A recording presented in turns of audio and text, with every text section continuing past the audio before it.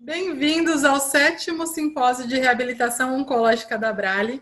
Em nome do comitê, eu tenho o orgulho de apresentar para vocês o curso online de fisioterapia em oncologia, que já formou mais de 1.000 fisioterapeutas pelo Brasil e tem apoio do PRONON, do SUS e do Ministério da Saúde. O OncoEnsino, para quem não conhece, é um projeto de cursos 100% online que vão abordar temas de promoção e prevenção, diagnóstico, tratamento, inovação e os cuidados multidisciplinares. E é nesses cuidados multidisciplinares que estão os cursos da fisioterapia. Mais de 258 hospitais e instituições do SUS já foram capacitados com os cursos do OncoEnsino e mais de 20.000 capacitações realizadas aí ao longo desses anos, que teve início em 2016, com mais de 22.000 certificados emitidos, mostrando a necessidade de formação e capacitação dos profissionais para o atendimento do paciente oncológico, e isso o OncoEnsino vem fazendo com bastante responsabilidade e através de um time de profissionais e professores experientes para compartilharem com todos o seu conhecimento e fortalecer, assim, as diversas especialidades para o manejo do paciente oncológico. Dentro da fisioterapia, a gente tem 2 cursos, o Fisioterapia em Oncologia Pediátrica, coordenado pela doutora Thalita, que ele é exclusivo para instituições do SUS ou que são parceiras da Abrale. Esse curso ele foi lançado esse ano, já capacitou 99 fisioterapeutas, e uma média de 79% dos alunos concluíram o curso, porque esse curso tem uma certificação também de 10 horas, com conteúdos relacionados à fisioterapia na oncologia pediátrica. Das regiões do Brasil, esse curso, então, alcança profissionais em diversos estados e regiões. A maioria está concentrada no Sudeste, mas a gente consegue alcançar aí regiões do Nordeste, Sul, Norte e Centro-Oeste do país, levando informação e com um grande grau de qualidade, já que a maioria das pessoas, dos profissionais e dos fisioterapeutas que fazem esse nosso curso tem grau de satisfação muito elevado. Além do curso de oncopediatria, a gente tem o curso também de fisioterapia em oncologia, que está disponível para compra. Esse curso é voltado para a população oncológica adulta, coordenado por mim, Ana Paula Oliveira, e que tem participação de todos os membros do Comitê de Fisioterapia da Abrale. Em 2017, esse curso foi lançado e a gente já capacitou mais de 1.000 fisioterapeutas do SUS, com 77% dos alunos concluído essa formação. Para a gente é uma grande honra participar da formação desses profissionais, levando conhecimento de norte a sul desse país e quebrando todas as barreiras para que o conhecimento alcance esses profissionais. O grau de satisfação também é muito alto, ultrapassa os 97%, e a gente agradece a confiança de todos os profissionais.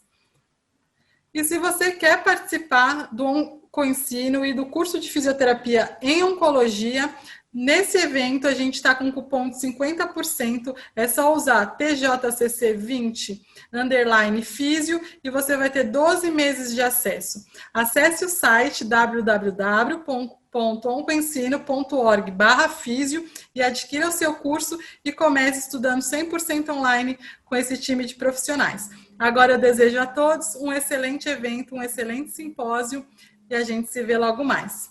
Boa tarde, eu sou Ana Paula Oliveira e seja bem-vindo ao 7º Congresso Todos Juntos contra o Câncer.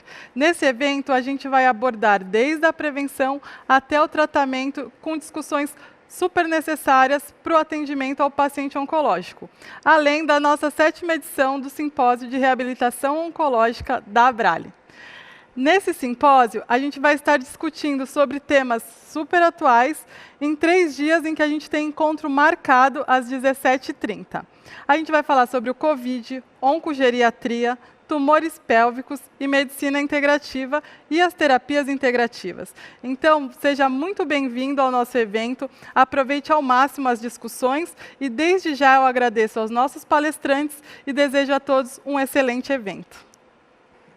E para dar início, eu convido o Dr. Jefferson Ferreira, que é fisioterapeuta e preceptor do Hospital AC Camargo, especialista em fisioterapia e em oncologia pela Fundação Antônio Prudente e doutorando em pneumologia pelo INCOR, para falar para a gente sobre o Covid nos pacientes oncológicos. Seja muito bem-vindo, Dr. Jefferson. Olá a todos, meu nome é Jefferson, é um prazer estar participando do Todos Juntos contra o Câncer, esse evento tão importante dentro do meio oncológico.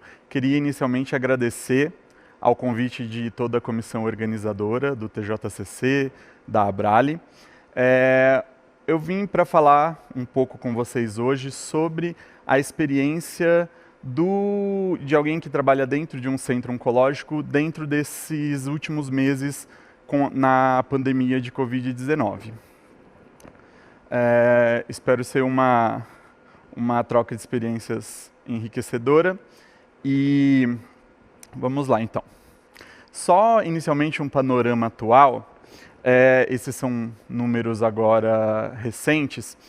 Nós temos já quase 30 milhões de casos de Covid confirmado no mundo, né? Chegando a 1 milhão de mortos.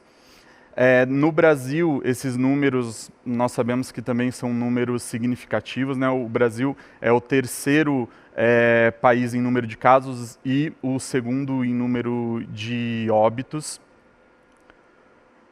Em relação à incidência de Covid em pacientes com câncer, nós já temos alguns trabalhos internacionais apontando que a incidência de Covid nos pacientes com câncer varia de 1 a 8% em alguns estudos, né? As populações inicialmente na China apontavam incidências mais baixas, em torno de 1 a 2%, e em populações mais ocidentais, como em Nova York, na Itália, os números beiram os 10%. No Brasil, parece que essa tendência se repete na casa dos 5 aos 10%. Mas quais são os pacientes com câncer mais suscetíveis a adquirir, né, a contrair a Covid-19 e potencialmente desenvolver formas mais graves da doença? Então, pacientes que estão recebendo quimioterapia ou que receberam nos últimos 3 meses, pacientes que fizeram radioterapia, principalmente programas de radioterapia mais extenso, pacientes com transplante de medula óssea recente ou pacientes imunossuprimidos, pacientes com câncer hematológico mesmo não tratados, né? Essas são as populações que as sociedades internacionais de oncologia apontam como populações mais frágeis. Como a ideia do simpósio é falar um pouco sobre a reabilitação oncológica, eu vou só dar uma relembrada o que a gente chama de reabilitação oncológica, né? Reabilitação oncológica é um conceito que envolve diversas áreas multiprofissionais que tem por objetivo melhorar tanto aspectos físicos, condicionamento físico e respiratório, melhorar o convívio social do paciente, devolver esse paciente para a sociedade, para o seu trabalho, melhorar aspectos nutricionais, psicossociais, evitar que esse paciente tenha recidivas e até mesmo melhorar a qualidade de vida durante o tratamento e durante a sobrevida do paciente. Para isso nós dispomos como eu disse, de uma equipe multiprofissional que envolve diversos profissionais extremamente capacitados, né, tanto da área médica, de reabilitação, assistência social, nutrição, que vão trabalhar com enfoque nesse paciente.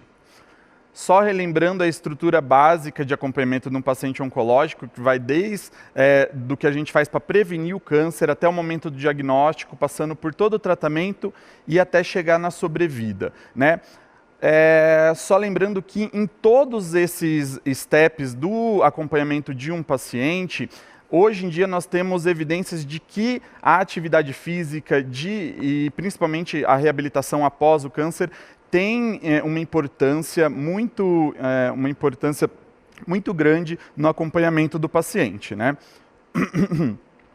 Então, desde a prevenção, no período após o diagnóstico, no período de pré-tratamento, durante o tratamento, na sobrevida desse paciente, até mesmo em cuidados paliativos, eu só citei, fiz um apanhado geral da literatura aqui, nós temos diversas evidências de que a atividade física e a reabilitação é um fator primordial no acompanhamento do paciente com câncer. Só citando como exemplo, então, nós temos evidências de que o acompanhamento através de exercício em pacientes com câncer de mama, né, diminui o índice de recorrência da doença e diminui a morte dessas pacientes por causas gerais também. E hoje em dia nós também podemos utilizar o nível de atividade física para predizer a mortalidade de muitos cânceres, como, por exemplo, o câncer de pulmão. Esse estudo de 2015 do Ian McKay mostrou uma grande correlação da atividade física prévia medida pelo VO2 máximo em relação à sobrevida de pacientes com câncer de pulmão num acompanhamento de até 10 anos, né? Mostrando que pacientes que tinham uma atividade física maior antes da doença e também durante o período de segmento tinham uma melhor sobrevida. A atividade física e a reabilitação é tão importante que hoje nós temos já guidelines e statements mostrando e determinando níveis de atividade física recomendados para pacientes oncológicos, né? Tanto atividade aeróbica quanto treino de força, como, por exemplo, esse statement da Sociedade Australiana, mostrando que todos os pacientes com câncer, durante o tratamento e também no período de remissão da doença, devem se manter ativos.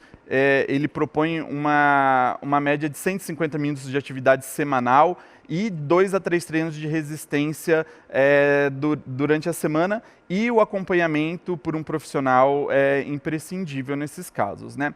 E por que eu falei de tudo isso, de toda essa importância da atividade física e da reabilitação? Só para dar uma introdução ao impacto que a pandemia teve nessa área de reabilitação, né? Inicialmente, a pandemia teve um impacto na área oncológica como um todo. Na grande mídia, eu coloquei aqui algumas manchetes de portais muito famosos, mostrando que quase metade das pessoas com câncer teve o seu tratamento afetado de alguma forma, e que alguns centros oncológicos mostraram que houve uma queda de até 70% no número de novos atendimentos, né? Então, o diagnóstico de novos cânceres diminuiu até 70%. Nós sabemos que o câncer continua acontecendo, mas essas pessoas não estão chegando no local apropriado para o diagnóstico, e nós sabemos que isso vai ter um impacto importante lá na frente. Então, tendo em vista que a pausa do tratamento durante a pandemia foi necessária em muitos casos, algumas sociedades, como a Sociedade Europeia de Oncologia, fizeram recomendações quanto a que pacientes poderiam ou não fazer a pausa desse tratamento. Então, geralmente, essa recomendação é dividida em pacientes que têm alta prioridade de tratamento, então que não podem cessar. Então, pacientes que estão apresentando risco de vida, pacientes onde a pausa do tratamento vai interferir muito na sobrevida, né? Pacientes de prioridade média, que são pacientes que não são críticos, mas que a pausa de tratamento num período de algumas semanas pode interferir na sobrevida, e aqueles pacientes de baixa prioridade que poderiam até esperar um pouco para o seu tratamento oncológico, foram os pacientes que geralmente as sociedades consideraram de menor risco para fazer uma pausa do tratamento oncológico. E quais vão ser os impactos dessa pausa de tratamento oncológico nos próximos anos? Nós já temos alguns trabalhos fazendo essas estimativas. Essa estimativa da Science, né, do Dr. Norman Sharpless, estima que isso só nos Estados Unidos são esperados pelo menos 10 mil óbitos a mais só de câncer de mama e cólon retal nos próximos 10 anos. Quando você leva isso para outros cânceres em caráter global, nós estamos falando de milhares de óbitos potencialmente evitáveis por pausa de tratamento durante a pandemia. Em relação à reabilitação, nós também temos já alguns dados e alguns trabalhos apontando o impacto da pausa do tratamento oncológico no processo de reabilitação. Então, a reabilitação desses pacientes está sofrendo um impacto importante por conta da pandemia. Isso pode trazer um impacto sério a curto, médio e longo prazo. Soluções alternativas e criatividade como teleatendimento, atendimento orientações pela internet, né, web atendimento, cartilhas, para esse paciente conseguir manter alguma coisa da sua reabilitação em casa, podem ser algumas medidas auxiliares, mas não substituem a presença de um profissional e o processo de reabilitação de rotina, né? E também o que os trabalhos mostram é que os programas de reabilitação eles vão ter que ser reestruturados para receber muitos pacientes oncológicos que, além do câncer, vão ter sequelas importantes da Covid-19, né? Pensando nisso, alguns grupos internacionais já têm feito alguns algoritmos também de que tipo de atendimento cada paciente precisa, né? Então, realmente vai para a mesma linha de que pacientes menos graves podem seguir em casa com o atendimento para principalmente nesse momento ainda diminuir a exposição e risco de contágio para pacientes que ainda não adquiriram Covid-19 e pacientes que possuem maior risco e maior demanda de reabilitação, tomar cuidados individuais para a gente manter esses pacientes sendo atendidos. Nós vamos enfrentar muitos desafios na reabilitação pós-Covid-19, né? Então, alguns trabalhos já têm mostrado isso, como, por exemplo, aqui um trabalho aqui recente mostrou que pacientes que saíram da UTI após internações por Covid-19 apresentaram sérias sequelas, né? Então, 26% de desordens neurológicas, mais de 90% desses pacientes necessitavam de ajuda nas suas atividades básicas de vida diária, né? Quase 10% desses pacientes tiveram desmame prolongado da ventilação mecânica, e nós sabemos que isso gera muitas sequelas respiratórias e físicas, e 88% desses pacientes saíam da UTI com fraqueza muscular do doente crítico, que também é um quadro que demanda uma reabilitação muito extensa. Alguns pontos importantes da Covid também que merecem a nossa atenção na reabilitação. Nós sabemos que a Covid é uma doença também protrombótica, né? Pacientes oncológicos que já têm um risco aumentado de TEV sofrem mais com isso. Muitas vezes esses pacientes precisam de anticoagulação. Esse risco de maior eventos tromboembólicos pode perdurar após o fim da doença, e o exercício nós podemos atuar através de um efeito redutor nos riscos de tromboembolismo venoso também.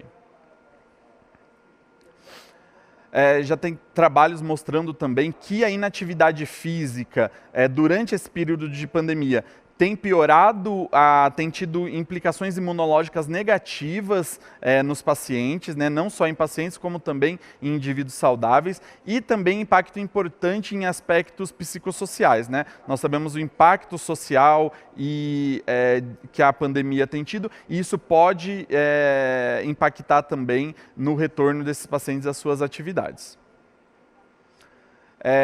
Nós sabemos que uma vez que o paciente ele perde funcionalidade, o retorno à atividade, o retorno aos níveis basais de funcionalidade é muito prolongado, né? O que demanda muito esforço de toda a equipe, e quanto mais a gente prorroga esse início de reabilitação, mais difícil vai ser essa reabilitação. Ainda é tudo muito recente, existem poucos trabalhos avaliando ali com estudos randomizados, avaliando a reabilitação de pacientes com Covid, né? Principalmente com Covid e câncer. Esse trabalho recente mostra o efeito benéfico de um programa de reabilitação tanto na função pulmonar quanto na atividade física de pacientes com Covid, e uma boa parte desses pacientes tinha câncer. Outro efeito esperado agora nesse período de pandemia é que, conforme aquelas cirurgias, aqueles tratamentos oncológicos que foram sendo adiados voltem a acontecer, muitos desses pacientes podem voltar ao tratamento com maior número de comorbidades, né? Então, esse paciente que já tinha o câncer, ele pode voltar com uma maior comorbidade, e isso pode aumentar o risco cirúrgico e o risco de mortalidade e morbidade desse paciente. Isso é o que esse trabalho mostra. E a solução dada é que programas de exercício e reabilitação, agora nesse período pós-pandemia, vão ser extremamente fundamentais antes de se retomar o projeto terapêutico oncológico como um todo. Já tem trabalho sugerindo programas de reabilitação individualizados que englobam tanto aspectos respiratórios, motores, psicossociais, cognitivos, nutricionais. Esse é um modelo holandês que saiu há pouco tempo atrás, propondo um programa de reabilitação multiprofissional para pacientes de Covid-19. Opa! Só aqui alguns exemplos lá da UTI que eu trabalho, né, de pacientes com Covid-19 em fase inicial, mais grave da doença. Nós já estamos pensando na reabilitação desses pacientes, porque esse paciente realmente, quando tem saído da UTI, ele tem saído muito enfraquecido, com uma tetraparesia flácida do doente crítico muito importante, e quanto mais cedo esse paciente for mobilizado, seja durante a ventilação mecânica, através de terapias passivas, eletroestimulação, nós vamos colher benefícios de melhor funcionalidade desse paciente lá na frente. E também, muitos pacientes têm ficado com sequelas graves, né? Essa aqui é uma pacientinha que ficou com a gente 3 meses internada numa UTI oncológica por conta de Covid, uma paciente que teve desmame prolongado da ventilação mecânica, precisou ser traqueostomizada, teve tetraparesia flácida do doente crítico, e aqui ela já está num processo mais avançado de reabilitação, e essa paciente conseguiu ir para casa andando e livre da ventilação mecânica. Só passar um pouco rapidinho mais em relação à experiência nossa do AC Camargo Cancer Center desde o início da pandemia, né? Então, nós tivemos uma redução significativa do número de novos diagnósticos oncológicos, como foi até mostrado pela mídia, que aconteceu em diversos centros oncológicos, né? Isso se deve um pouco ao fato de muitos pacientes terem medo de ir até o hospital, né? Isso tem sido uma tendência global. Muitos pacientes com diagnóstico já definido tiveram seus tratamentos, suas cirurgias, quimioterapia, radioterapia cancelados ou adiados, né, durante esse período, e isso tem impactos diretos no tratamento, né? Muitos pacientes têm o seu prognóstico piorado por conta dessa pausa de tratamento. O setor de reabilitação ambulatorial foi um dos com maior queda de número de pacientes lá no hospital, né? Porque muitos pacientes, se o paciente não está indo nem para o hospital fazer o tratamento oncológico, ele também não quer ir para o ambulatório fazer, porque o ambulatório, apesar de ser anexo ao hospital, fica dentro do complexo hospitalar, então os pacientes evitam ao máximo a presença, a ida até o hospital, né? E como nós sabemos, realmente, quando os nossos pacientes são um pouco mais fragilizados e que quando eles contraem a Covid-19, muitos precisam de internação e alguns evoluem com quadros graves da doença, né? Desde o começo da pandemia, nós tivemos uma preocupação enorme com a elaboração de protocolos de orientação e precaução tanto para a área assistencial quanto para os pacientes, né? Então eu só vou passar rapidamente aqui alguns exemplos desses protocolos que nós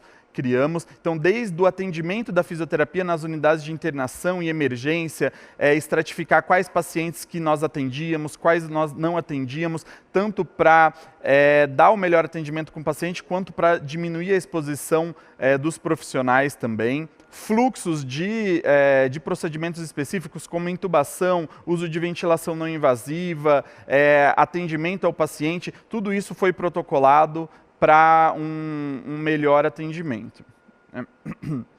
Orientações em relação a procedimentos respiratórios, como eu falei, uso de ventilação não invasiva, catéter de alto fluxo, inalação, tanto para pacientes com suspeita de Covid ou sem suspeita de Covid, nós deixamos tudo bem definido para que as coisas no dia a dia ali acontecessem da melhor forma possível.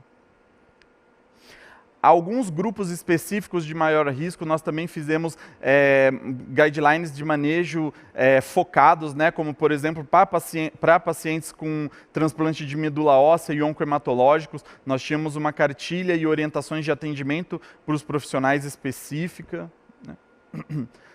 E guidelines também de atendimento de setores como a unidade de terapia intensiva, né? Então, desde da admissão desse paciente na UTI, como ele era ventilado, quais os critérios de intubação ou não, de oxigenoterapia, atendimento da físio.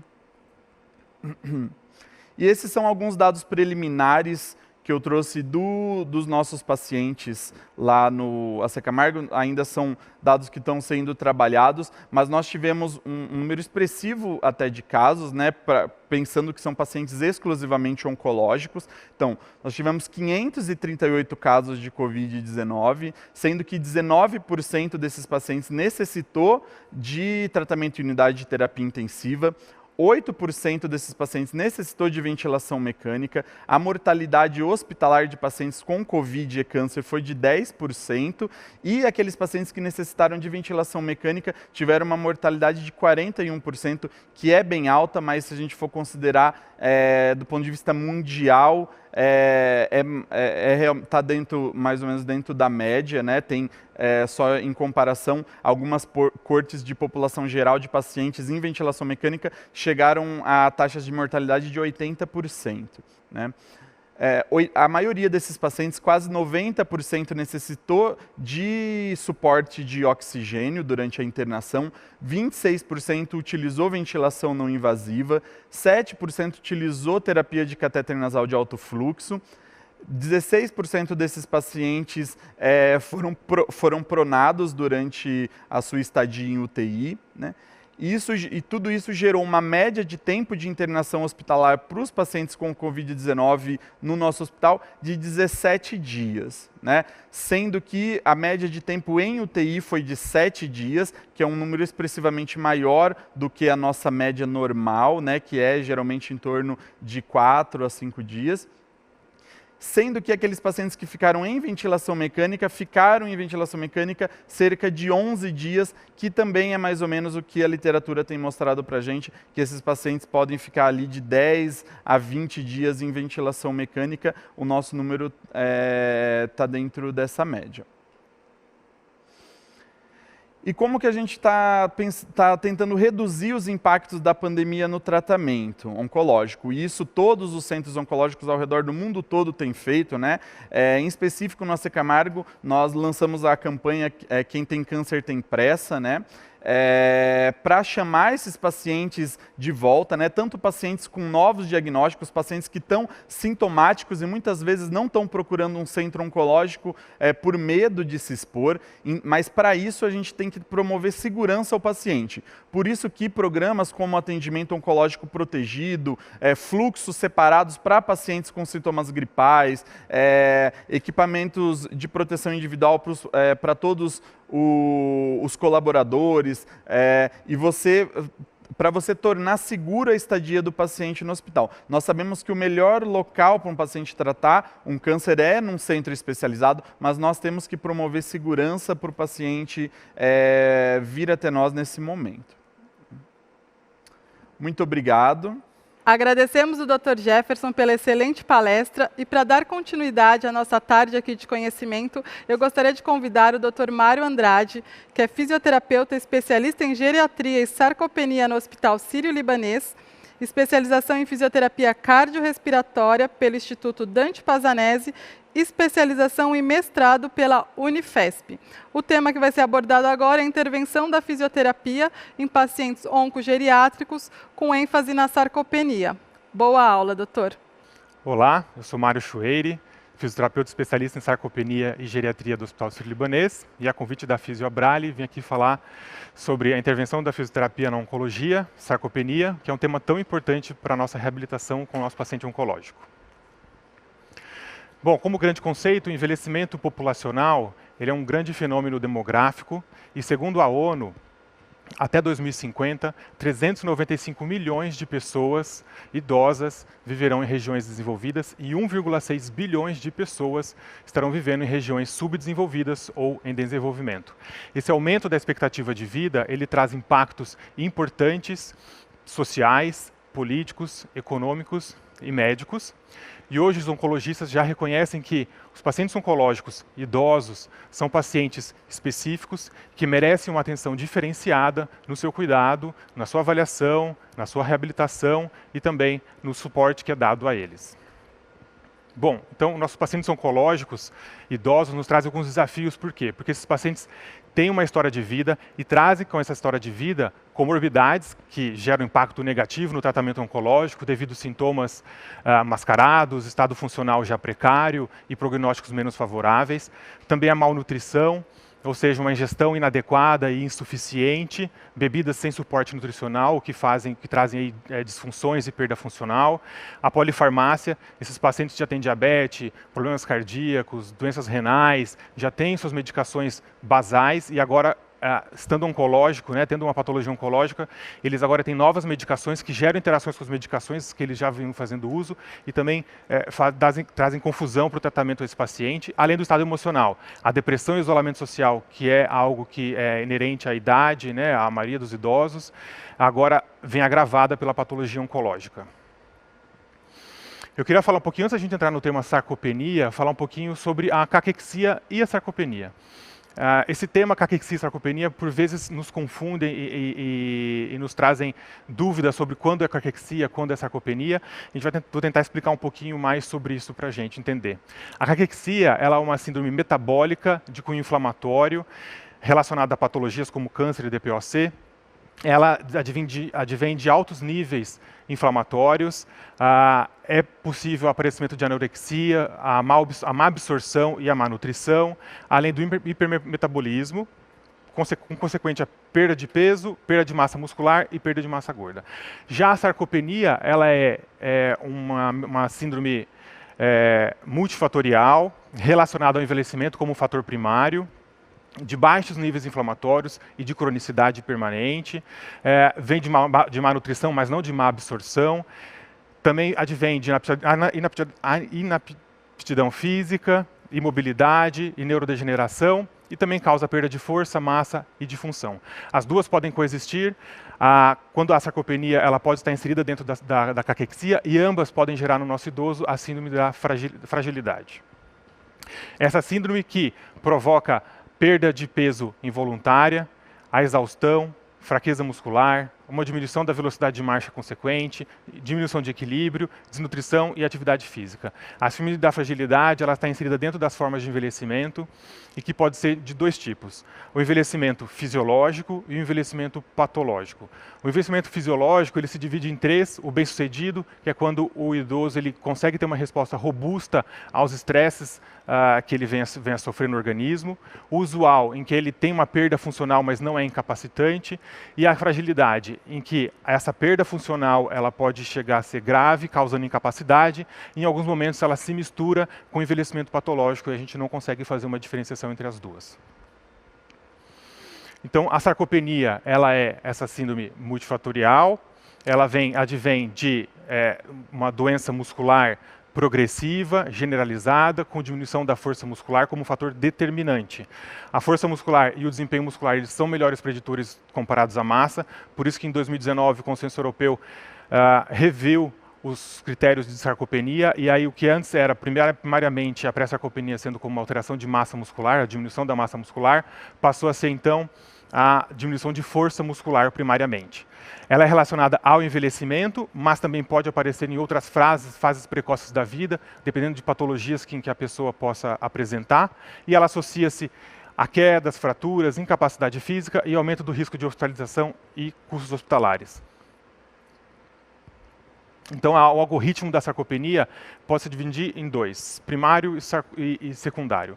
Como fator primário, é relacionado à idade, como eu comentei, e ela pode ter alterações, então, de proteínas, que ajudam na síntese muscular, então perda de proteínas, diminuição de síntese muscular, alterações do sistema nervoso central, alterações hormonais como esteroides, que ajudam a diminuir níveis inflamatórios, estrogênios, perdão, inflamação crônica, gênero e obesidade. Já no seu fator secundário, ela pode ser dividida em 3, proveniente então da atividade, ou seja, o repouso, o sedentarismo, a inaptidão física. Isso pode gerar perda de massa muscular progressiva e, consequentemente, surgimento da sarcopenia. As patologias, câncer, ICC, DPOC, insuficiência renal, hepatopatias e doenças endócrinas também são patologias que podem influenciar na massa muscular, na força muscular e na funcionalidade, também desenvolver a sarcopenia. Além da nutrição, a ingesta pobre ou uma ingesta insuficiente e a disfagia sarcopênica, que faz um ciclo no paciente, dificultando sua deglutição e automaticamente dificultando a sua alimentação. Então, quando a gente fala do processo, ela é uma perda progressiva de massa muscular, que começa após os 40 anos. Perde-se 8% por década até os 70 anos e pode aumentar para 15% por década após os 70 anos. Membros inferiores são os que mais perdem, com 10 a 15% de perda muscular até os 70 anos e 25% por década após 70 anos. Na imagem a gente consegue ver então aqui uma imagem de ressonância magnética, em que a gente vê um indivíduo de 25 anos, aqui uma imagem coxofemoral, musculatura densa, pouco infiltrada, com uma borda pouco de tecido adiposo, e já aos 63 anos a gente consegue perceber ali uma borda de tecido adiposo maior, uma infiltração já de tecido conjuntivo e tecido adiposo na musculatura, e que aí vai trazer a perda de função muscular, que seria a força, de massa e talvez a perda funcional.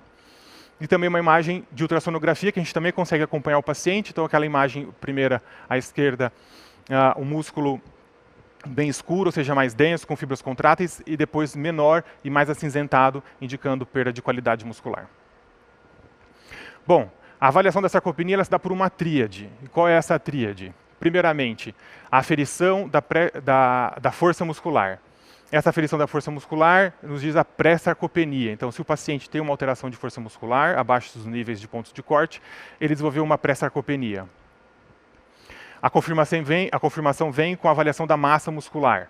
Se ele tem uma alteração de massa muscular, então nós confirmamos a sarcopenia desse paciente.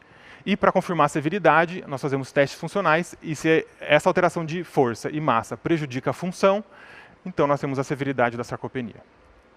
Agora, falando um pouquinho de cada uma das avaliações, a avaliação de força muscular nós realizamos por dinamometria manual, então é um importante indicador de funcionalidade muscular. O valor da força ela pode se relacionar com a autonomia, assim também a força, como a força de pressão manual se relaciona com a força do resto do organismo, de outras musculaturas. Os pontos de corte são abaixo de 27 kg força para homens e 16 kg força para as mulheres. Então, abaixo desse peso, nós já temos a pré-sarcopenia, ou seja, a diminuição da força muscular. Com relação à massa, o padrão ouro é ressonância e tomografia, porém, custos são altos, a disponibilidade é baixa e é invasiva, há alguns riscos em realizar. Nós temos a densitometria e a bioimpedância, que são de custo mais baixo. A bioimpedância é portátil, você consegue fazer no ambulatório, em casa ou no hospital, e são ajustados pelas alturas e possuem pontos de corte. Segundo o consenso europeu, menos de 7 kg por metro cúbico quadrado para homens e 5,5 para mulheres. Abaixo disso, então, nós temos alteração de massa muscular e confirmamos a sarcopenia do paciente. E para verificar a severidade, então nós vamos verificar a capacidade funcional desse paciente. Então, a mensuração feita por velocidade de marcha pode ser o Gait Speed Test de 4 metros ou o Time and Go Test, em que você realiza esse teste no paciente. Eles têm valores preditivos para comorbidades ou hospitalização, mortalidade e qualidade de vida. Além disso, possuem pontos de corte. Velocidade abaixo de 0,8 metros por segundo no Gait Speed Test ou acima de 20 segundos para executar o Time and Go. O paciente, então, tem perda de funcionalidade e a gente consegue confirmar a severidade da sarcopenia.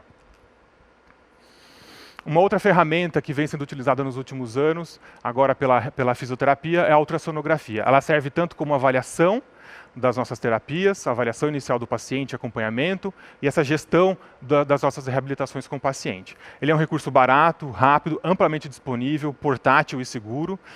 A gente consegue ver através da ultrassonografia a espessura muscular e a ecogenicidade, ou seja, espessura, a medição, e a ecogenicidade, a qualidade muscular. Então, quantidade e qualidade muscular. O aumento da ecogenicidade, ou seja, ele indica para a gente um aumento de tecido adiposo, conjuntivo que invade as fibras musculares, diminuição de tecido contrátil e que pode ocorrer previamente a perda de quantidade. Aqui alguns aparelhos, hoje aparelhos até ligados em celulares que a gente pode usar em ambulatório ou usar, por exemplo, na casa dos pacientes, domiciliar, o que facilita então a nossa avaliação e acompanhamento das nossas terapias para nos nortear no dia a dia. Aqui imagem de mensuração e ecogenicidade. A gente consegue ver na primeira imagem um reto femoral, vendo a área seccional dele, e ali a análise da quantidade de pixels, Então, ou seja, o músculo você vê que ele está bem preto, bem escuro, ou seja, maior qualidade. Na segunda imagem, já ali é um idoso um paciente jovem, aqui um idoso saudável, esse idoso saudável então já com uma perda de qualidade muscular, você vê a musculatura um pouco mais acinzentada, e você vê que o gráfico ele se desloca para o centro, indo em direção à cor branca, da faixa de baixo. E aqui um idoso já sarcopênico, em que você vê, quase não distingue as musculaturas, ali está misturado um pouquinho do reto femoral com o vasto intermédio, e você vê que a curva se desloca mais para a cor branca, mais acinzentada, o que nos indica uma pior qualidade muscular. Outros músculos podem ser avaliados conforme a conveniência e a pertinência da sua reabilitação, como musculatura bíceps, gastrocnêmio, reto abdominal e os músculos oblíquo externo, interno e também o transverso abdominal.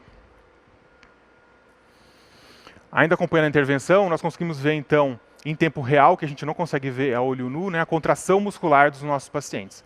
Então ali o quadríceps você consegue ver abaixo o vasto intermédio, logo abaixo da linha do osso, em cima o reto femoral e o vasto lateral, numa contração mais vigorosa. Você vê que se você traçar um eixo horizontal e vertical, a diminuição do eixo horizontal e o aumento do eixo vertical. Já na lateral, a gente vê uma musculatura de um paciente sarcopênico muito, muito, muito fraco, em que você não consegue quase distinguir as musculaturas, a espessura já muito fina e uma pequena contração, se você traçar o eixo horizontal e vertical, uma pequena contração que pode ser observada. Essas contrações podem ser voluntárias ou estimuladas através de eletroterapia, e com ultrassonografia a gente consegue fazer esse acompanhamento em tempo real do nosso paciente. E aí a gente avaliou, a gente diagnosticou, e lá atrás começou a nossa intervenção. A nossa intervenção começa na avaliação, que tem que ser seriada, que tem que ser seguida, que tem que ser repetida, para a gente poder acompanhar o nosso paciente, acompanhar a evolução das nossas terapias. Então, agora a gente vê nas particularidades. Qual a particularidade de um paciente oncológico quando a gente se depara com esse paciente? Uma mielossupressão, ou seja, anemia, leucopenia e plaquetopenia, que pode influenciar na capacidade de exercício, no quais exercícios a gente pode executar com o nosso paciente. As disfunções por progressão tumoral, o estadiamento de alguns cânceres, além dos procedimentos, por exemplo, uma cirurgia abdominal, devido a um câncer gástrico, o paciente tem algumas restrições para a reabilitação no início do tratamento. Neurotoxicidade, alguns pacientes desenvolvem insuficiência cardíaca congestiva por uso de quimioterápicos, e isso também pode limitar nossas terapias, e distúrbios de coagulação. Mas a gente não pode esquecer que nós estamos falando de um paciente oncológico e idoso. Então esse paciente oncológico idoso, ele tem já um estado emocional deteriorado, que se deteriorou ainda com a descoberta ou com a doença oncológica. Ele tem uma má nutrição prévia, que também pode piorar. Ele tem uma polifarmácia, que agora se alia às medicações de tratamento oncológico, e as comorbidades que ele traz da vida dele. Nós precisamos juntar essas duas variáveis para tratar melhor nossos pacientes, para observar melhor os nossos pacientes. E quais alterações funcionais, então, que a sarcopenia traz para a gente? Mobilidade e deambulação reduzidas, descondicionamento cardiovascular, ADMs reduzidas, dores e disfunções ocupacionais, além de alterações de equilíbrio corporal. Tudo isso é uma das as alterações funcionais que a sarcopenia vai trazer para a gente, é onde a gente vai tentar trabalhar para melhorar o nosso paciente idoso e oncológico. Então a intervenção, a gente pode dividir mais ou menos em 3 fases: a fase hospitalar, a fase domiciliar ambulatorial e a fase de paliativos. Na fase hospitalar, uma fase mais intensa, em que a gente pode realizar alongamentos, exercícios de mobilidade, exercícios de fortalecimento com carga progressiva, de 1 a 2 vezes por dia, dos principais grupos musculares, 10 a 15 repetições, em pelo menos 2 séries, e a gente pode usar a carga de 60% a 80% de uma repetição máxima, por exemplo. Exercícios de equilíbrio e propriocepção são bem-vindos. E E exercícios aeróbicos progressivos também são bem-vindos para condicionamento cardiorrespiratório desse paciente de 1 a 2 vezes por dia.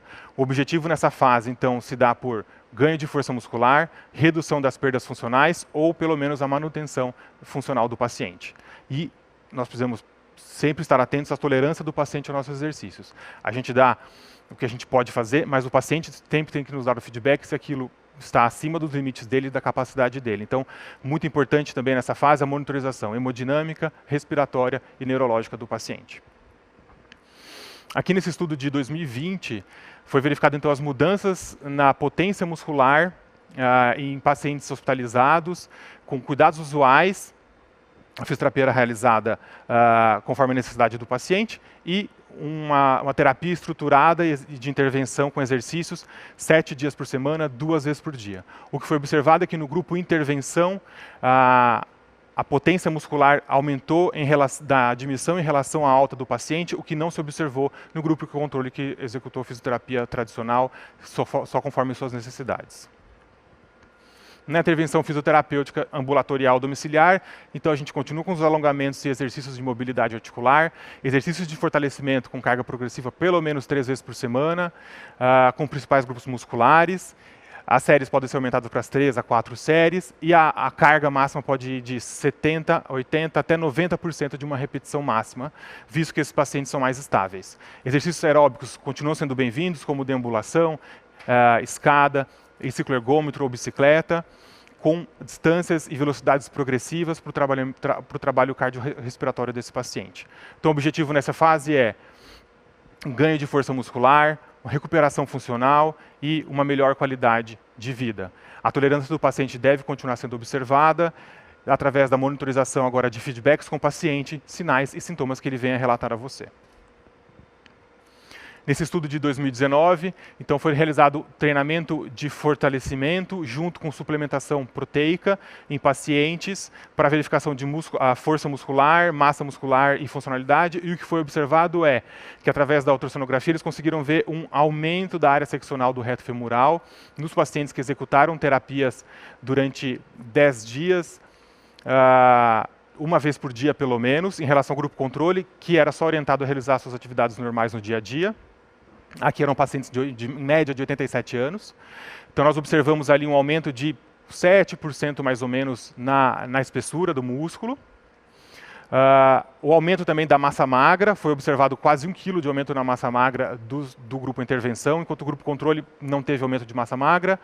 E a massa gorda, ou seja, uma diminuição de meio quilo mais ou menos, enquanto o grupo controle teve um aumento de meio quilo.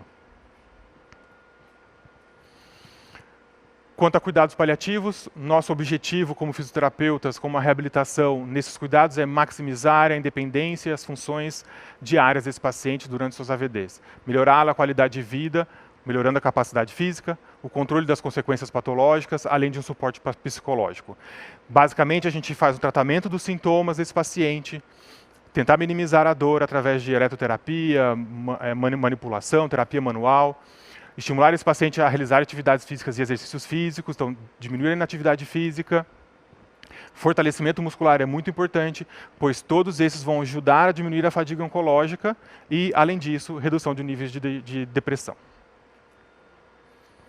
A terapia nutricional é sempre muito bem-vinda, que é um adjuvante às nossas terapias, ou seja, um enriquecimento de dietas de proteínas, caseína, a correta hidratação, a vitamina D, cálcio, aminoácidos como creatinina e leucina vão ajudar na regeneração muscular, na recuperação muscular e, junto com as nossas terapias, potencializa nossas terapias para o ganho de massa e força muscular, consequentemente, um ganho funcional. A fadiga oncológica é algo à parte, é uma síndrome complexa, multidimensional, com muitos componentes físicos, cognitivos e emocionais. Os sintomas, eles são angustiantes, geralmente, podem aparecer em vários estágios da doença ou até aqueles sobreviventes da patologia. Pode ser secundário ao câncer, ao tratamento ou então às comorbidades dos medicamentos que esse paciente vem utilizar. O tratamento pode ser dividido em farmacológico e não farmacológico. E aí, os tratamentos farmacológicos baseados em antidepressivos, corticoides e melatonina podem ajudar esse paciente inicialmente a tolerar as atividades físicas, os exercícios físicos e a reabilitação que a gente vai impor a este paciente. Então, a acupuntura é algo que pode ser feito para minimizar a fadiga do paciente, a atividade física e o trabalho psicológico. Junto com a medicação, a gente forma um ciclo para tentar quebrar a questão da fadiga oncológica nesses pacientes. Aqui um estudo em que mostra que protocolo de exercícios para redução da fadiga e para a melhora do condicionamento da performance cardiovascular. Nós podemos observar aqui, então, eles utilizaram pacientes com vários tipos de câncer, uma média de idade de 62 anos, mais de 100 pacientes, em que pôde-se observar após 2 semanas, de 2 a 10 semanas de exercícios físicos, a melhora do teste de caminhada de 6 minutos, maior distância, a redução da dor e a redução da fadiga. Então, muitos desses pacientes, às vezes, não querem realizar as terapias, não querem realizar a reabilitação, ou é limitado devido à fadiga oncológica, porém, nós sabemos que os exercícios, com o tempo, diminuem essa fadiga oncológica. O cuidado multidisciplinar alinhado é muito importante nessa fase, ou seja, os pacientes eles precisam de todo o apoio de nutrição, reabilitação, da oncologia, nesse caso da geriatria, familiares. É importante estar em consonância com o paciente, com o que esse paciente quer, com as expectativas familiares e do paciente sobre sua reabilitação. Então, com toda essa equipe, cuidando do paciente, olhando o paciente, com cuidado centrado no paciente, há muito mais chances da reabilitação ter sucesso. Como os desfechos clínicos, o desfecho da sarcopenia é uma disfunção musculoesquelética, que traz aí morbidades como fadiga, imunodeficiência, osteoporose, disfunção cardíaca e inaptidão física, que aumentam os níveis de mortalidade. Porém, se nós fizermos um diagnóstico precoce da sarcopenia, traçarmos um tratamento adequado e assertivo, tivermos o apoio multidisciplinar dos médicos, da nutrição, da enfermagem, da família, então esse apoio multidisciplinar, a gente consegue melhorar a qualidade de vida do paciente, seja qual for o desfecho dele. Nós vamos trabalhar para sempre focar a melhora da qualidade de vida do nosso paciente oncogeriátrico. Por fim, é importante a gente prestar atenção no nosso paciente. Esse paciente ele é duplo, ele tem uma patologia oncológica, ele tem as comorbidades, ele é idoso, ele é geriátrico, ele traz uma história de vida junto dele, que consequentemente, quando se junta com a oncologia, nós precisamos ter um olhar diferenciado em tratar esse paciente, em conversar com esse paciente, em conversar com as equipes por um melhor tratamento, uma reabilitação mais assertiva, visando a melhora da qualidade de vida desse paciente. Muito obrigado. Vocês podem me encontrar nos seguintes e-mails e agradeço muito à comissão da Fisioabralho pelo convite dessa aula. Obrigado. Obrigada, Dr. Mário, pela sua palestra. E agora eu tenho alguns recados para vocês que estão acompanhando a gente aqui no Simpósio de Reabilitação Oncológica.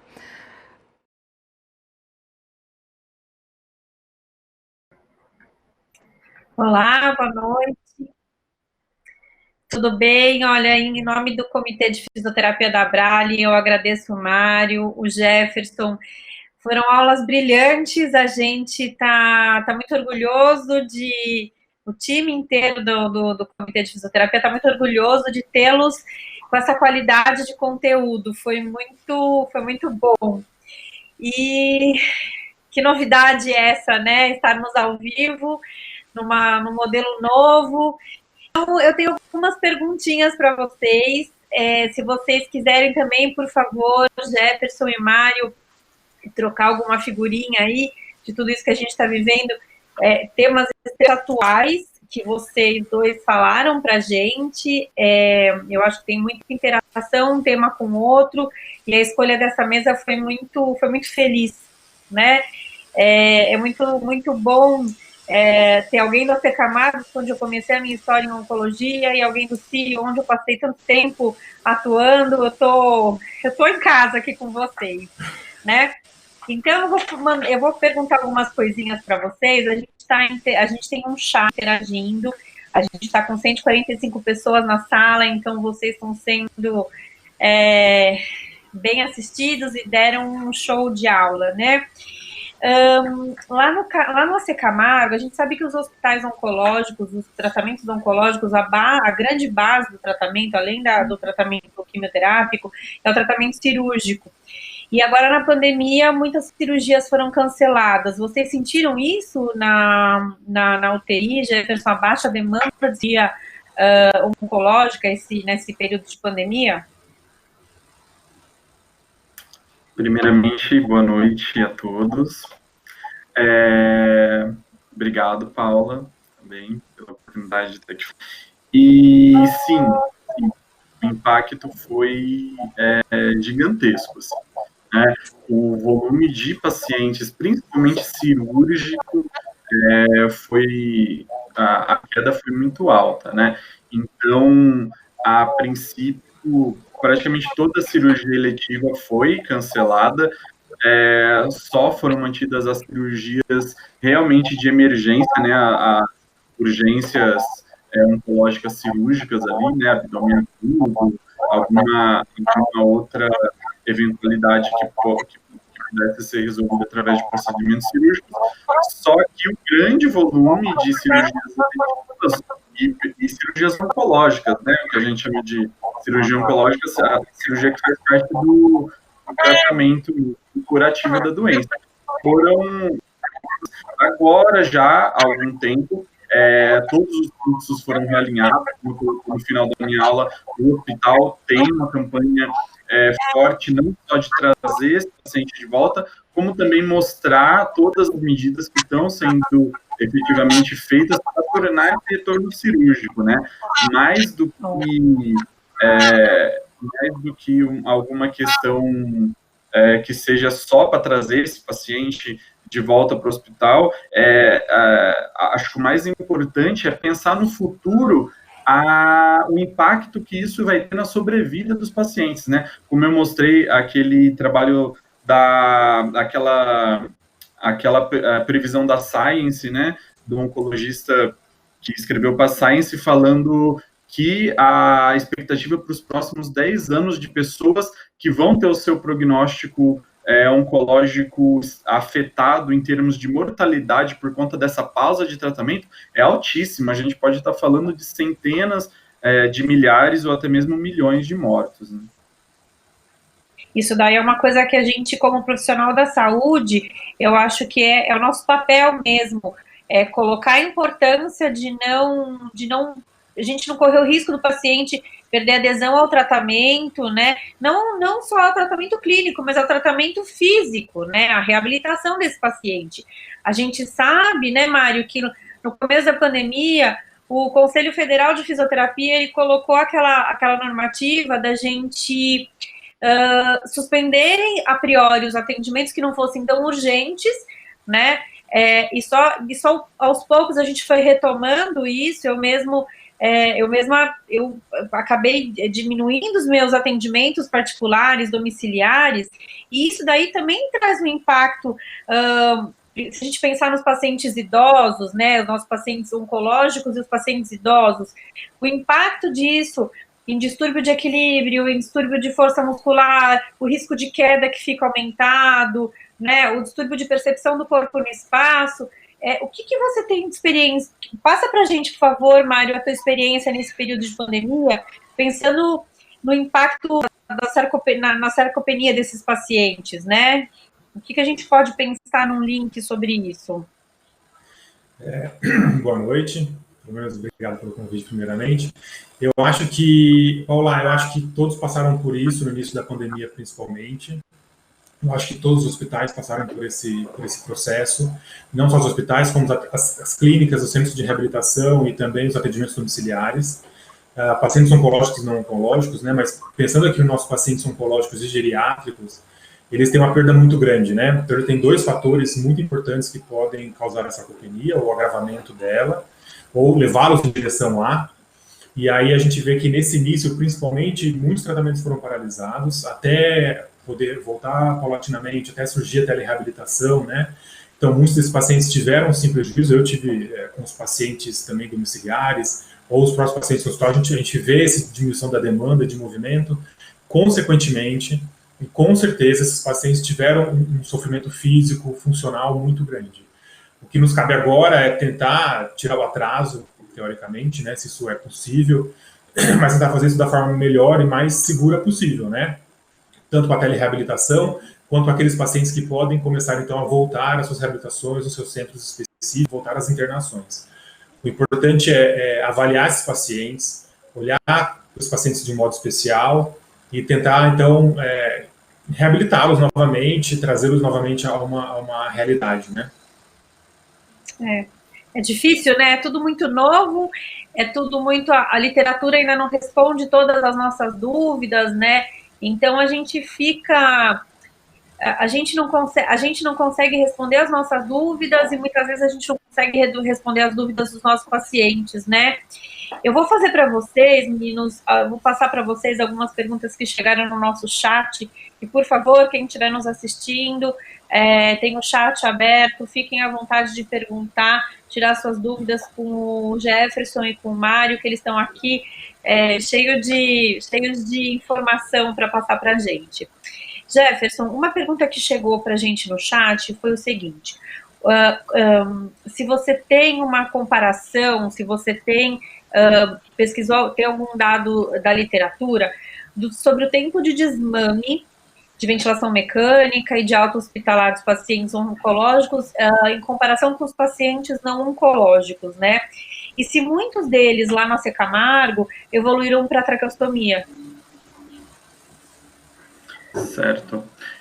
Em relação exclusivamente a pacientes oncológicos, não pensando em COVID, esses pacientes, quando vão para ventilação mecânica por motivos clínicos, geralmente eles têm um tempo de ventilação mecânica, né, um tempo para o desmame um pouco mais prolongado, porque geralmente esses pacientes têm scores de gravidade na UTI maiores, né? Então, o SAPS-3, Apache, SOFA desses pacientes, geralmente é um pouco maior em relação a pacientes de UTI geral. Então, sim. Em relação ao COVID, né, como a gente já está bem descrito em todas as cortes populacionais, esses pacientes, em média, ficam tempos prolongados em ventilação mecânica, em torno de 2 semanas. Os nossos dados ali do AC que eu mostrei ali giraram em torno de, acho que 10 a 12 dias, mais ou menos, que tá mais ou menos dentro disso, né?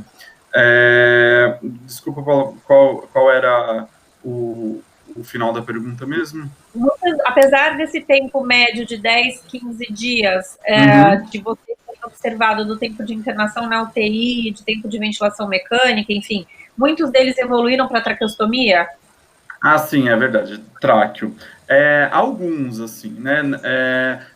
Ainda a gente não tem uma porcentagem exata para te passar, mas, assim, ali no dia a dia, vários pacientes evoluíram, sim, né? Para desmame difícil, ou até mesmo, às vezes, falha de extubação, daí evoluindo posteriormente para a necessidade de traqueostomia. Algo que favoreceu muito isso realmente a tetraparesia do doente crítico, que muitos desses pacientes com internações prolongadas por COVID vêm apresentando, né? Então, o uso pesado ali de sedativo, bloqueador neuromuscular, os próprios eventos protrombóticos da doença, que vêm sendo estudados como um possível fator também, tudo isso tem impactado no pós-UTI desse paciente. Então, não tenho quase certeza que agora, nos próximos meses, vai começar a sair um boom aí de estudos em relação à síndrome pós-UTI de pacientes egressos de COVID. Que além da síndrome do crítico, tem muito mais coisa que a gente tem observado, né? Não só aqueles sintomas clássicos que a gente encontra no pós-criticidade, né? A gente ainda tem muita coisa para estudar, né? Muita coisa para aprender e muita coisa para discutir. Agora eu vou passar a bola para o Mário, com uma pergunta que está lá no nosso chat, a respeito da situação da sarcopenia, né? A pergunta que chegou, Mário, foi a seguinte: se a gente não possuir o dinamômetro, a gente pode lançar mão da avaliação pela MRC? O que você diz isso para a gente? Lógico que quando a gente tem um dado mais preciso, a gente consegue mensurar melhor, né? Mas e quanto à MRC? A MRC não tem um padrão. O problema da MRC é que ela não tem um padrão de nota de corte para você dizer que ali, a partir dali, você tem uma perda de força. Ela tem, né, preservada, fraqueza moderada, grave, mas ela não tem um ponto de corte da nota que é dada, da pontuação final. Se você não tem o dinamômetro, você pode usar o teste de senta e levanta, que ele tem uma nota de corte, só procurar no consenso europeu e também no consenso asiático, são 2 consensos muito bons de se consultar para trabalhar com a sarcopenia. Esses consensos têm as notas de cortes e as alternativas utilizadas. Então, os treinos de senta e levanta, ele pode ser utilizado, ele tem nota de corte que pode ser utilizado para diagnosticar a perda de força muscular. Tá. E daí, você pode passar para a gente, por favor, uma dica, assim, de quando que é interessante que a gente faça a segunda avaliação ou por ultrassonografia, ou por dinamometria, ou pelo teste de senta e levanta. Qual é esse período de reavaliação? Né? De quanto tempo é interessante que a gente reavalie para saber se o nosso atendimento está sendo efetivo ou não, para minimizar os efeitos da sarcopenia? O ideal é que semanas já seja uma primeira avaliação prévia que você faça para poder redirecionar. Além de observar realmente a melhora do paciente ali durante os exercícios, alguns exercícios que ele não consultar, agora ele está conseguindo executar. Se você for pensar em avaliação para pontos, então, ideal 4 seu treinamento. Se você tiver um treinamento de 3 vezes por semana, um treinamento ambulatório, assim. Treinamentos hospitalares, em que a fase é mais intensa, você pode, um paciente muito fraco, 1 semana até 2 semanas, fazer uma reavaliação desse paciente. Vamos pensar hospitalar 7 dias, a 2 semanas. Ambulatorial, a gente pode pensar em 4 semanas para avaliar esse paciente, para ter alguma resposta, para a gente tentar redirecionar a nossa terapia, para a gente, então, poder continuar a evolução desse paciente. Tá, legal. Mas, assim, é importante, Paula, importante as pessoas, só um segundinho, é importante as pessoas perceberem o relato do paciente, o feedback do paciente. Então, isso é contínuo, né? Às vezes você não faz uma avaliação estruturada, rápida, assim, mas no dia a dia você vai percebendo o seu paciente, você vai tendo feedback do paciente. Isso é muito importante. Tá, isso daí é o que nos norteia, né? O nosso dia a dia, e mesmo no meio de uma terapia, né? Às vezes a gente planeja, a gente vai cheio de tudo na nossa cabeça, cheio de expectativa, e que às vezes não acontece isso da maneira com que a gente gostaria que acontecesse, né? Então, olhar o paciente, ter um programa flexível para o paciente, principalmente o paciente idoso, e mais ainda para o paciente oncológico, que ele tem todos os efeitos do tratamento oncológico, do impacto do tratamento oncológico, é muito importante, né? A gente precisa disso, tudo se influencia. Vou passar para vocês mais uma pergunta, acho que agora cabe aos dois, né? O que vocês acham, o que vocês pensam sobre o uso dos exercitadores respiratórios, a fluxo e a volume, Respiron, Voldyne, sem, são as principais que a gente tem. Polêmico, né? É bem polêmico. A pergunta aí foi para esquentar esse espaço aqui. Não, deixa eu começar então. Eu acho assim que todo mundo acho que está cansado de saber já que em termos de evidência científica para o uso de incentivador, a gente não tem nada, né? Então, assim, o uso diário como parte de um programa de reabilitação, seja qual for o seu intuito, seja pós-operatório, seja a famosa exercício para reexpansão, a literatura já testou isso e realmente não, em comparação a terapêuticas padrão, principalmente em comparação à mobilização precoce e exercícios funcionais, o efeito tende a 0, né? Então, isso não existe discussão. No dia a dia, assim, em algumas condições específicas, talvez, assim, como forma de acelerador de fluxo, como auxiliar de higiene brônquica, mas assim, usando mais a criatividade do próprio terapeuta para usar o efeito mecânico do aparelho para uma finalidade específica, eu não tenho nada contra, assim. Mas se você utilizar ele como bengala, como muita gente usa, para ir lá, pegar, fazer 3 séries de 10 com o paciente e achar que está tendo algum efeito benéfico, não, pelo contrário, né? Quanto mais tempo você tira de uma potencial reabilitação funcional do paciente para fazer algo desse tipo, eu acho que os efeitos podem até ser negativos. Eu vou pela mesma linha a mesma linha do Jefferson, não tem nenhuma comprovação científica, eu acho que serve mais como um incentivador, assim como nomes, digamos assim, né, são incentivadores respiratórios, do que serve para treinamento.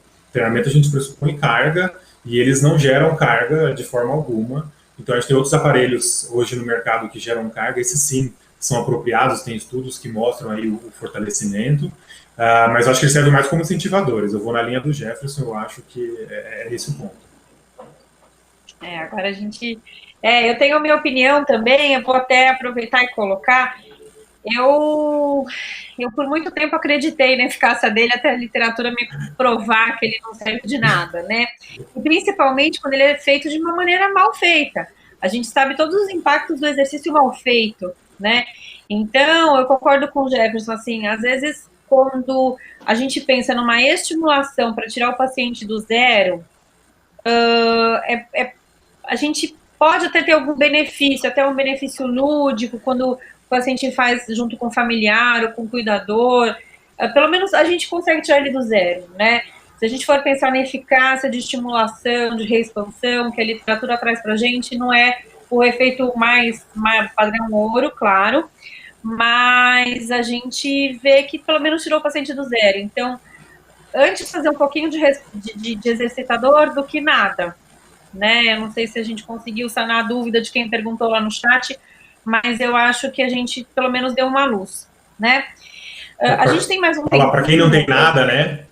Para quem não tem nada, alguma coisa já é algo, né? Então, talvez comece por aí e depois você precisa trabalhar algo mais efetivo, né? Lógico, né? Então, se a gente pensar no hospital público, onde a demanda de atendimento é grande, para a quantidade de profissionais, então, quando a gente tem que pensar que a gente tem que passar orientações para o paciente, para ele sair do repouso absoluto e fazer um pouquinho de exercício, se movimentar o mínimo que seja, talvez tenha algum benefício, né? Então, se a gente for pensar nisso daí, talvez tenha alguma valia. Um incentivador. Né? Um incentivador, simplesmente. Um incentivador, né? O próprio nome já diz aonde que ele está. Ele não é um exercício de carga, ele não é um exercício de esforço, um exercício específico, mas enfim. Eu vou passar, a gente tem mais um tempinho aqui, eu vou perguntar mais mais uma coisinha, uma dúvida específica a respeito do Covid. Qual é a tua experiência em relação à prona ativa para melhorar da hipoxemia dos pacientes? Jefferson, por favor. Certo. Assim, a gente está fazendo em alguns casos, né? Então, é uma coisa que antes da pandemia, praticamente, assim, a gente ouvia falar, mas não fazia parte muito da nossa prática clínica em SARA, em quadros hipoxêmicos, nunca foi uma terapêutica muito realizada.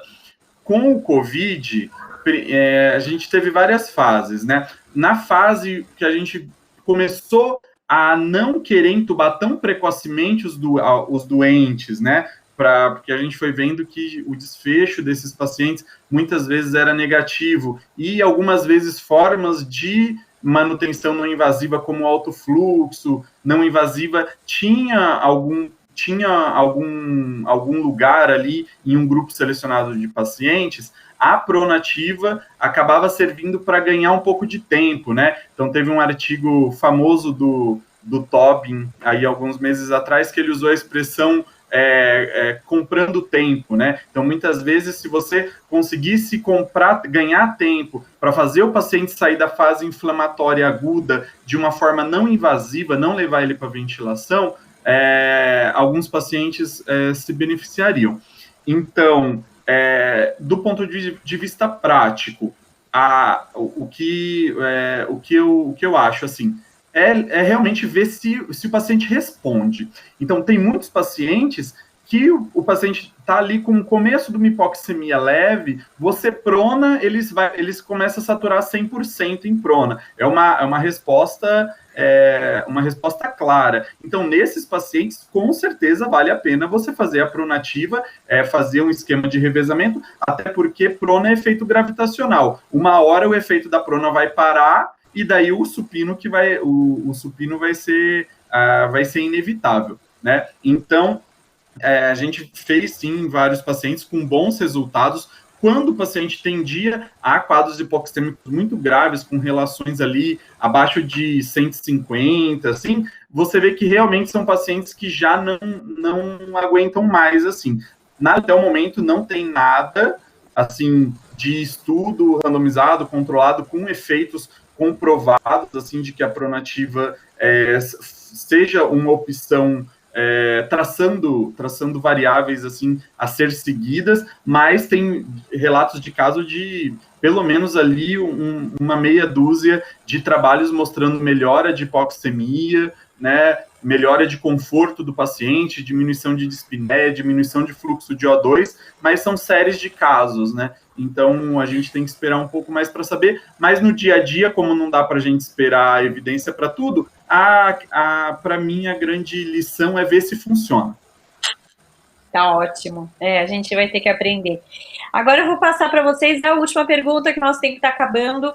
E depois, tanto o Jefferson quanto o Mário deixaram os contatos deles. Se vocês tiverem mais alguma pergunta mais específica, quiserem entrar em contato com eles, fiquem à vontade. Eu vou ler exatamente como a pergunta chegou no site, tá? E daí eu vou pedir para vocês colocarem a opinião de vocês. Atendo durante a químio e não tenho ainda uma sala. O que vocês indicam de atendimento e de exercícios? Quais são as dicas de vocês?